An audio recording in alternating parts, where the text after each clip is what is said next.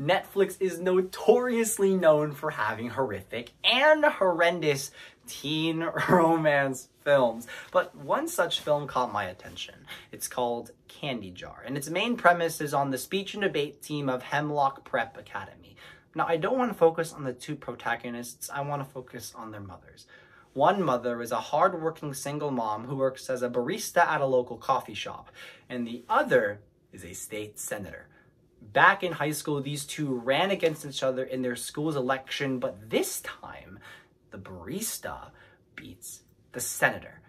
After this moment, these two constantly bickered and argued, even in front of their own children, on who rightfully ought to win that election, which interestingly enough was a harrowing question asked about the integrity of the 2020 election, when Joseph Biden beat Donald Trump to the presidency.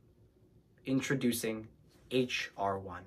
A new bill passed by the House whose goal is to reduce what happened in the 2020 election.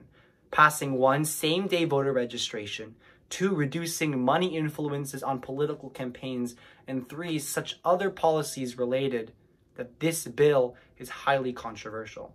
On March 3rd, it passed the House with 0 Republican support and a majority Democrat support, with 1 single Democratic representative standing against. Thus, the question must be asked and it must be answered. How will H.R. 1 change the United States election? And with this, the response is fourfold. First, is it requires heavy disclosure of candidates' private information. Second, is that free speech is inherently blocked in the policies of H.R. 1. 3, states are banned from gerrymandering. And 4, it simply put makes the bipartisan split farther and farther apart. But let's begin with that first point, because passing H.R. 1 requires heavy disclosure of candidates' private information. According to The Economist on March 4th of 2021, they wrote a report saying, quote, that nearly 1/2 of H.R. 1 covers only ethical and campaign finance reports, which includes the mandated policy to require the release of private taxes of candidates. The issue with this policy presented in H.R. 1 is simple, is that it never mentions the idea of consent and the willingness for campaigners to disclose that information to the public on their own free will. This, as according to The Economist, was simply placed in target of Donald Trump's denial to release his tax information to the public, and finding it that holding his own private information was simply put unethical, ought to disclose the tax information, justifying a basic violation of an American citizen's rights of privacy. This heavy disclosure, simply put, is unconstitutional and wrong.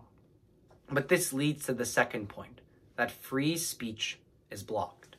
If you look to the footnotes of H.R. 1, interestingly, it writes that it restricts the amount of money that is spent on political causes, including those of public speeches and debates at universities and other formats in which other public officials can fund their political causes. This means inherently this bill aims to defund public debates and limit events of speech. If campaigners and candidates cannot fund their own events in which they are able to speak freely on their policies, that is a limitation on the First Amendment rights which every single person deserves. The lessening of speech, especially one regarding candidates who are trying to get themselves voted into office, comes with 2 significant and important consequences.